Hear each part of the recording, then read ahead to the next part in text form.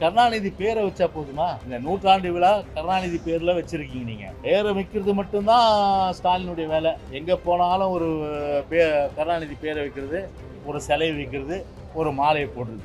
ஆனா விதிகள் படி முழுமையான அளவுக்கு சட்டத்தின்படி பாதுகாப்பு வழங்கப்படுதா என்றால் இந்த ஸ்டாலின் அரசாங்கம் வழங்கவில்லை. ஒரு உயிரை காக்கின்ற மருத்துவருக்கு அவருடைய உயிருக்கே ஒரு பாதுகாப்பு இல்லாத ஒரு சூழ்நிலை என்று சொன்னால் இதை எங்கே போய் சொல்வது? இப்படிப்பட்ட நிலைமை தமிழ்நாட்டிலே இருக்கின்றது. இந்த விடியாத இந்த ஸ்டாலின் அரசாங்கம் என்ன நடவடிக்கை அதன் மீது எடுத்தது?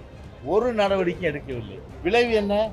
இன்னைக்கு யார் உயிர் போனால் என்ன, யார் குத்துப்பட்டாலும் என்ன, வக்கீலுக்கு பாதுகாப்பு இல்லை, பொறியாளர்களுக்கு பாதுகாப்பு இல்லை, மருத்துவருக்கு பாதுகாப்பு இல்லை, பொதுமக்களுக்கு பாதுகாப்பு இல்லை.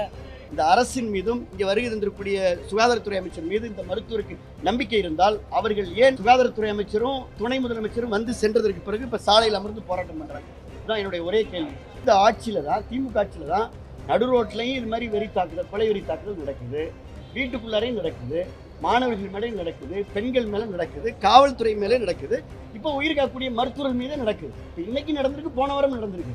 ஸோ திட்டமிட்ட தாக்குதல் நடத்துறப்ப இதை நிர்வாகம் கண்காணிக்கணும். ஒட்டுமொத்தமாக சிஸ்டம் ஃபெயிலியர், அவ்வளோதான். ஒவ்வொருத்தருக்கும் போலீஸ் பாதுகாப்பு நாங்கள் கொடுக்க முடியாதுன்னு சொல்லி எப்படிப்பட்ட ஒரு பொறுப்பான அமைச்சர் ஒரு பொறுப்பற்ற முறையில் ஒரு பொறுப்பில்லாத வகையில் இன்னைக்கு பேட்டி கொடுத்துருக்காரு. அவருக்கு ஸ்டாலினோட வாக்கிங் போகணும். அதுதான் இந்த வேலையை ரிசைன் பண்ணி விட்டுட்டு இந்த உதயநிதி கூட ஒருத்தர் இருப்பார், யார், அன்பில் மகேஷ். நான் ட்விட்டர் போட்டேன், தயவுசெய்து நீங்கள் பார்த்தீங்கன்னா ஸ்டாலினை அவர் ராஜினாமா பண்ண சொல்லிட்டு அவர் உங்கள் பிஏவை கூட, உதயநிதி பிஏவை கூட வச்சுங்க. தயவுசெய்து இவரை நீக்கிட்டு உங்களுடைய உதவியாளராக வச்சுக்கிட்டு நடைபயணத்தில் சாயந்தரத்தில் கூப்பிட்டுன்னு போனால் மருத்துவத்துறையாவது உருப்படும். அதை முதல்ல செய்யுங்க. தமிழ்நாட்டை பொறுத்தவரை சட்ட ஒழுங்கு முழுமையாக பாதிக்கப்பட்டு ஒரு சாதாரண குடிமகனிலிருந்து பல்வேறு துறைகளை சார்ந்தவர்கள் கூட தினந்தோறும் சமூக விரோதிகளால் தாக்குதலுக்கு உள்ளாகப்படுவதும், அது மட்டுமல்ல வெட்டு, குத்து, கொலை, கொள்ளை, கற்பழிப்பு, பாலியல் பலாத்காரங்கள், ஆள் கடத்தல், இதெல்லாம் சர்வசாதாரணமாக இந்தியாவிலேயே ஒரு முதன்மை மாநிலம் என்று சொன்னால் தமிழ்நாடு தான் நம்ம நிச்சயமா சொல்லி ஆக வேண்டும். நேற்றைக்கு கூட திருவற்றூர்ல ஒரு மூதாட்டி, ஒரு இல்லத்தரசி ஒரு நகைக்காக படுகொலை செய்யப்பட்ட அந்த கொடூர கொலை நீங்க பார்த்திருப்பீங்க. அதே போல ஊடகங்கள், ஊடகங்களை பார்த்தாலும் சரி, பத்திரிகை திருப்பினாலும் சரி, கொலை, நான் சொன்ன இந்த சம்பவங்கள் எல்லாம் தினந்தோறும் எப்படி ஒரு தங்கத்தினுடைய விலை இந்த மார்க்கெட்டில் இந்த ரேட்டு மாதிரி டெய்லியும் பார்த்தீங்கன்னா இதை போகிற ஒரு மக்களுக்கு பாதுகாப்பு இல்லாத சட்ட ஒழுங்கு சீர்கெட்டிருக்கிற நிலைமை தினந்தோறும் பத்திரிகை ஊடகங்கள் வாயிலாக அறிய முடிகின்றது. ஆட்டை கடித்து மாட்டை கடித்து மனுஷனை கடித்த கதையா ஒரு உயிரை காக்கின்ற ஒரு புனிதமான அந்த மருத்துவ தொழிலில் ஈடுபட்டிருக்கின்ற மருத்துவர்கள், அவர்கள் மீதான தாக்குதல்கள், இதை ஏற்றுக்கொள்ள முடியாது எந்த நிலையிலும். ஏனென்று சொன்னால் ஒரு உயிரை காக்கின்ற மருத்துவருக்கு அவருடைய உயிருக்கே ஒரு பாதுகாப்பு இல்லாத ஒரு சூழ்நிலை என்று சொன்னால் இதை எங்கே போய் சொல்வது? இப்படிப்பட்ட நிலைமை தமிழ்நாட்டிலே இருக்கின்றது.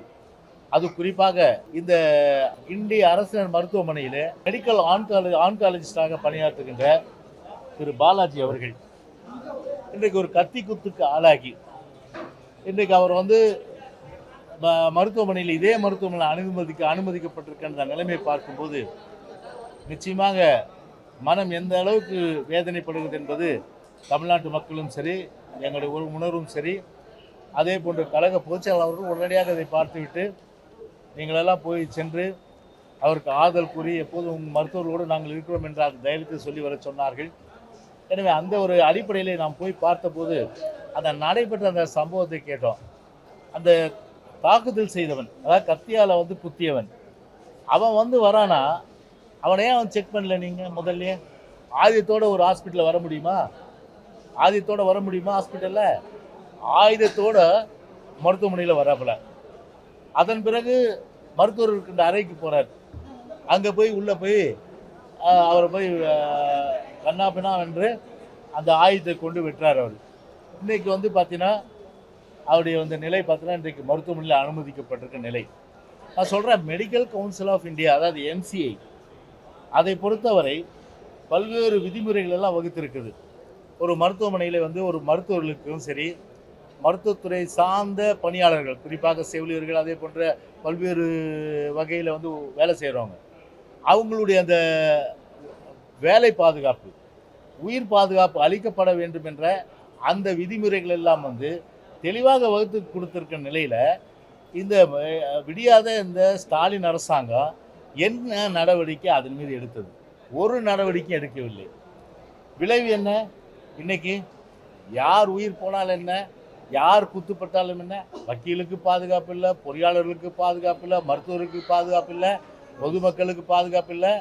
இன்னைக்கு எல்லோருக்குமே பாதுகாப்பு இல்லாத ஒரு தமிழ்நாட்டிலையும் சரி, ஒரு உலகம் முழுவதும் வாழ்கின்ற எந்த குடிமகனாக இருந்தாலும் சரி, இந்திய குடிமகனாக இருந்தாலும் சரி, தமிழ்நாட்டில் இருக்கிற குடிமகன் என்ன எதிர்பார்ப்பான்? 2 விஷயம் எதிர்பார்ப்பான். ஒன்று, அடிப்படை கட்டமைப்பு வசதி அந்த அரசாங்கம் ஏற்படுத்தும், அதில் ஃபெயிலியர். இன்னொன்று, ஒரு சட்டம் ஒழுங்கு, போயிட்டு நிம்மதியாக வீட்டுக்கு திரும்பி வர முன் அந்த அளவுக்கு ஒரு சட்ட ஒழுங்கை பராமரித்து மக்களுடைய உயிருக்கு உடைமைக்கு ஒரு பாதுகாப்பை உத்தரவாதத்தை அளிப்பது தான் ஒரு அரசாங்கத்துடைய பிரதான கடமையாக இருக்கணும். ஆனால் அதில் டோட்டல் ஃபெயிலியர் இந்த கவர்மெண்ட். யாருக்கு பாதுகாப்பு இல்லை. விளைவு பாருங்க, இன்னைக்கு உயிரை காக்கின்ற மருத்துவரை இன்னைக்கு தாக்குதலுக்குள்ளாகி, இன்னைக்கு கத்தி குத்துக்கு ஆளாகி இன்னைக்கு மருத்துவமனையில் இன்றைக்கு அனுமதிக்கப்பட்டிருக்காங்க.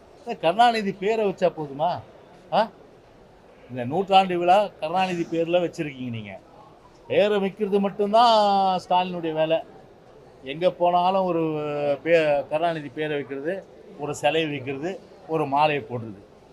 ஆனால் விதிகள் படி முழுமையான அளவுக்கு சட்டத்தின்படி பாதுகாப்பு வழங்கப்படுதா என்றால் இன்று ஸ்டாலின் அரசாங்கம் வழங்கவில்லை. எனவே அதனுடைய உச்சக்கட்டமாக இன்றைக்கு மருத்துவர் மீதான தாக்குதலை நிச்சயமாக அனைத்து இந்திய அண்ணா திராவிட முன்னேற்ற கழகம் ஏற்றுக்கொள்ளாது. எதிர்காலத்தில் இது போன்ற தாக்குதல்கள் மருத்துவர் மீது வராத வண்ணம் முழுமையான அளவிற்கு பாதுகாப்பு கொடுக்க வேண்டியது அரசாங்கத்துடைய கடமை.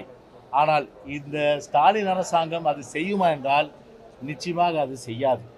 எனவே இன்றைக்கு நம்மை நாம் பாதுகாத்துக் கொள்ள வேண்டும் என்ற வகையில் தான் இன்றைக்கு தமிழ்நாட்டிலே எல்லோரும் இருக்கின்ற ஒரு நிலைமையில் இருந்து கொண்டிருக்கின்றோம். எனவே அந்த வகையில் எங்களுடைய கண்டனத்தை முழுமையாக இந்த அரசாங்கம் தெரிவித்து மருத்துவர் விரைவிலே குணம் பெற்று அவர் திரும்ப வேண்டும், பழையபடி அவர் மருத்துவ சேவை செய்ய வேண்டும் என்ற வகையிலே அவரிடத்துல சொல்லி அவருக்கு தைரியெல்லாம் சொல்லி வந்திருக்கிறோம். ஏன்னா மீதி விவரங்களை நம்முடைய முன்னாள் சுகாதாரத்துறை அமைச்சர் அவர்கள் இப்பொழுது அவர் கூறியது குறித்து அந்த கருத்துக்களை சொல்வார்கள். பாதிக்கப்பட்ட மருத்துவரை நேரடியாக அண்ணன் பொதுச் செயலாளர் எடப்பாடி அவர்களுடைய உடனடியாக போய் பார்த்து நீங்கள் முதல்ல மருத்துவருக்கு தைரியம் சொல்லுங்கள் அப்படின்னு சொன்னாங்க. இங்கே எல்லோருமாக நாங்கள் அங்கே தைரியம் சொன்னோம். அண்ணன் அவர்கள் சொன்னது போல், அண்ணன் ஜெயக்குமார் அவர்கள் சொன்னது போல், அவருக்கு பார்த்தீங்கன்னா கடுமையான காயம். அது பொதுவாக நீங்கள் நல்லா இருக்காருன்னு இப்போ அமைச்சர் சொல்லிட்டு போகிறாரு. நான் கேட்டேன் எத்தனை இடத்துல காயம்னு கேட்டால் அவருடைய கழுத்தில் காயம் ஏற்பட்டிருக்கிறது, அதோடைய தலையில் 2-3 இடத்துல காயம் ஏற்பட்டிருக்கிறது, அதே போல் காதில் இயர் லோபில் காயம் இருக்குது. எல்லா இடத்துலையும் மல்டிபிள் சூச்சர்ஸ் போட்டிருக்காங்க, எல்லா இடத்துலையும் சூச்சர் போட்டுக்கிறாங்க. ஏற்கனவே இந்த மருத்துவர் எனக்கு நன்றாக தெரியும், ஒரு துறையில் மூத்த, அவர் தான் ஹெச்ஓடி மெடிக்கல் காலேஜில் புற்றுநோயுடைய மூத்த மருத்துவர். அது மட்டும் அல்லாமல் அவர் ஏற்கனவே இருதய சிகிச்சை பெற்றிருக்கிறாரு. இன்னொன்று பேஸ் மேக்கர் பொருத்திய மருத்துவர். அவரை இவ்வளோ ஒரு கொடூர தாக்குதல் இங்கே எப்படி ஒரு மருத்துவமனையில் நடந்தது தான் எங்களுக்கு ரொம்ப ஒரு ஆச்சரியமான விஷயமா இருக்குது. இன்னொன்று இட்ஸ் வெரி வெல் பிளான்டுங்க. அதாவது ஏதோ எதேச்சையாக நடந்த ஒரு வாக்குவாதத்திலேயோ ஒரு எதேச்சையாக நடந்த ஒரு உணர்ச்சி வசப்பட்டு நடக்கலை. இது ஒரு திட்டமிட்ட கொலை தாக்குதலாக தான் இதை பார்க்குறோம். அது மருத்துவமனை வளாகத்துக்குள்ளே நடந்திருக்கிறதா எப்படின்றது கேட்குறோம். அது திட்டமிட்ட கொலைகளெல்லாம் கத்தி அவர் எடுத்துகிட்டு மறைச்சி வச்சிருந்து ரூம்குள்ளே போய் ஒரு மருத்துவரை தள்ளி அது உள்ளார பல தாக்குதல் நடத்தி பல இடங்களில் காயப்பட்டு இப்போ எல்லா இடங்களையும் சூச்சர் போட்டுக்கிறாரு. ஸ்டேபிளாக இருக்கார், இருந்தாலும் கூட அவர் தீவிர சிகிச்சை பிரிவில் இருக்கிறாரு. மிகப்பெரிய கண்டனத்தை அண்ணன் பொதுச் செயலாளர் சார்பில் இதை தெரிவிச்சுக்கிறோம். இது முதல் சம்பவம் இல்லைங்க. இப்போ கடந்த வாரம் நவம்பர் 5ஆம் தேதி பார்த்தீங்கன்னா திருச்சியில் இருக்கக்கூடிய இஎஸ்ஐ மருத்துவமனையில் மருத்துவர் முத்துக்கார்த்தியின் வரைக்கும் மணப்பாறையில் இருந்த டாக்டர், அவரை 5 பேர் சேர்ந்து அவங்க அசால்ட் பண்ணிக்கிறாங்க. அப்போ இதில் அண்ணன் சொன்னது போல் இப்போ சட்டம் ஒழுங்கு தமிழ்நாட்டில் சீரழிஞ்சிருக்குன்னா இப்போ இந்த கொலை சம்பவங்கள் இல்லை கொடூர குற்ற சம்பவங்கள் அல்லது தாக்குதல் ஏதோ ரோட்டில் மட்டும் நடக்கலைங்க. ரோட்டை தாண்டி இப்போ மருத்துவமனை வளாகத்தில் உயிரை பாதுகாக்கக்கூடிய மருத்துவருக்கே இது நடந்திருக்குன்னா இது பெரிய ஒரு வெட்கக்கேடான செய்தியாக தான் இந்த கருத்தை நாங்கள் பதிக்கிறோம். ஏன்னா இப்போ இந்த நீங்களே பார்த்தீங்க எவ்வளோ ரத்தம் அங்கே சிந்திருக்குன்னு பாருங்கள். அதாவது இப்போ நோயாளி தான் ரத்த வெள்ளத்தில் கிடப்பாருன்னு சொல்லுவாங்க. ஆனால் உயிர் காக்கிற மருத்துவரே இந்த மருத்துவமனையில் ரத்த வெள்ளத்தில் கிடக்கிற இந்த செய்தியை இந்த திராவிட முன்னேற்ற கழக ஆட்சியில் தான் பார்க்குறோம்.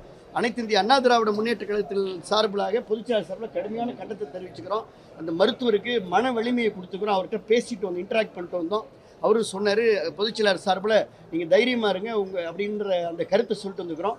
அரசு மிக கடுமையான நடவடிக்கை எடுக்கிறது. இப்ப இந்த ஒரு சம்பவத்தில் உடனே ஒரு அரெஸ்ட் காமிப்பாங்க, அதெல்லாம் இங்கே நிகழ்வு. அப்போ இந்த சம்பவங்கள் வந்து தொடருது. அதான் நாங்கள் என்னுடைய கேள்வி. அண்ணன் தான் அழகாக சொல்லிட்டாங்க, இந்த சம்பவங்கள் தொடருது. இந்த தொடர் சம்பவம் வந்து ஏதோ ஒரு புறநகரில் கிராமத்தில் இருக்கக்கூடிய மருத்துவமனையில் இது நடக்கலை.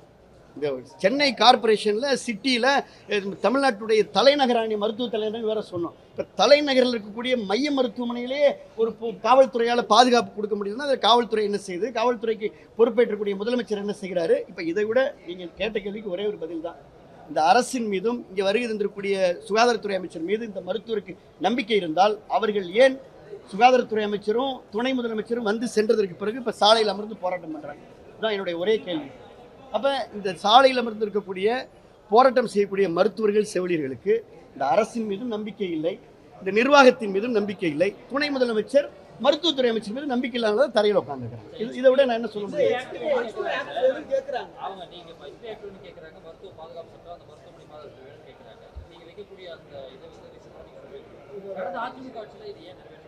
இல்லைங்க, அதாவதுங்க கடந்த அதிமுக ஆட்சியில் இது மாதிரி ஏதாவது சம்பவம் நடந்திருக்கா? அதாவது ஒரு இடங்களில் உணர்ச்சி வசப்பட்டு எங்கேயோ ஒருத்தர் அது மாதிரி சம்பவமே நடைபெறல. நான் தான் சொல்கிறேன், இப்போ இந்த ஆட்சியில் தான், திமுக ஆட்சியில் தான் நடு ரோட்லையும் இது மாதிரி வெறி தாக்குதல், கொலை வெறி தாக்குதல் நடக்குது, வீட்டுக்குள்ளாரையும் நடக்குது, மாணவர்கள் மேலேயும் நடக்குது, பெண்கள் மேலே நடக்குது, காவல்துறை மேலே நடக்குது, இப்போ உயிர் காக்கக்கூடிய மருத்துவர்கள் மீதே நடக்குது. இப்போ இன்னைக்கு நடந்திருக்கு, போன வாரம் நடந்திருக்கு. அட்லீஸ்ட் போன வாரம் நடந்ததுக்கு அப்புறமா இந்த நாங்கள் அது கடுமையான கண்டனத்தை பொதுச்செயலர் தெரிவித்தார். இப்போ நாங்கள்லாம் ட்விட்டு போட்டோம், அண்ணன் தொடர்ந்து பேசுகிறாங்க, பொதுச்செயலர் தொடர்ந்து சட்டம் ஒழுங்கு சீர்குலையும் சொல்கிறார். இப்போ சொன்னதுக்கு அப்புறமாவது கடந்த சம்பவத்திற்கு பிறகாவது இந்த அரசு விழித்திருந்தால், முழித்திருந்தால் இந்த திட்டமிட்ட சம்பவம் நடந்திருக்காரு. யதார்த்தமாக நடக்கிறதுன்றது வேற பதில். உங்களுக்கு எனக்கு ஒரு ஒரு ஒரு ஒரு ஆர்குமெண்ட் நடந்து ஒரு லேசை தள்ளி விடுறதுன்றது வேற. இது உள்ள வந்து கத்தி எடுத்து அண்ணன் சொன்னது போல் ஆயுதம் எப்படி வந்தது என்று அண்ணன் ஜெயக்குமார் அவர்கள் கேள்வி இருக்கிறார். அந்த ஆயுதத்தை எடுத்துகிட்டு வந்து உள்ள கதவை சாத்தி கொலை விதை தாக்குறது மல்டிபிள் ஷூட்டர்ஸ், அதெல்லாம் உங்களுக்கு சொல்கிறோம். ஸோ திட்டமிட்ட தாக்குதல் நடத்துகிறப்ப இதை வந்து நிர்வாகம் கண்காணிக்கணும். ஒட்டுமொத்தமாக சிஸ்டம் ஃபெயிலியர், அவ்வளோதான். இப்போ மருத்துவத்துறை அமைச்சர் வந்து ஒரு பேட்டி கொடுத்தாரு, நீங்கள் கேள்வி கேட்பீங்க இந்த மாதிரி வந்து காவல்துறை என்ன செய்யணும், அப்போ என்ன ஒரு பொறுப்பு அமைச்சர் சொல்லணும்? எல்லா வித நடவடிக்கையும் நிச்சயமாக எடுக்கிறோம், காவல்துறை கடுமையாக நடவடிக்கை எடுக்குன்னு சொல்லிட்டு ஒரு பொறுப்புள்ள அமைச்சர் சொல்கிற பதில். ஆனால் என்ன சொல்கிறாரு, ஒவ்வொருத்தருக்கும் போலீஸ் பாதுகாப்பு நாங்கள் கொடுக்க முடியாதுன்னு சொல்லி எப்படிப்பட்ட வந்து ஒரு பொறுப்பான அமைச்சர் ஒரு பொறுப்பற்ற முறையில் ஒரு பொறுப்பில்லாத வகையில் இன்றைக்கி வந்து பேட்டி கொடுத்துருக்காரு. டெங்கு வந்து 20,000 பேர் இன்றைக்கி பாதிக்கப்பட்டு 8 பேர் செத்துருக்காங்க. இதுக்கு வந்து ஏடிஎம்கே கம்பேர் பண்ணுறாரு. ஏடிஎம்கே ஆட்சியில் இப்போ என்ன புள்ளி உரமாக நாங்கள் கேட்டோம், மக்கள் புள்ளி உரத்தை கேட்டாங்க. இப்போ ஆட்சியில் நீங்கள் இருக்கிறீங்க, டெங்கை கண்ட்ரோல் பண்ணுறதுனா 8,000 பேர் எங்கள் ஆட்சியில் டெங்கு பாதிச்சாங்க.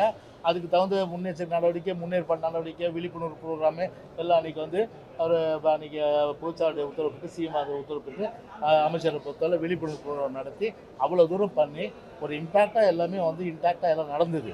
ஆனால் இன்றைக்கி நடக்குதா? இன்றைக்கி அது மாதிரி இன்றைக்கி 20,000 பேர் பாதிக்கப்பட்டிருக்காங்க, 8 பேர் செத்துருக்காங்க.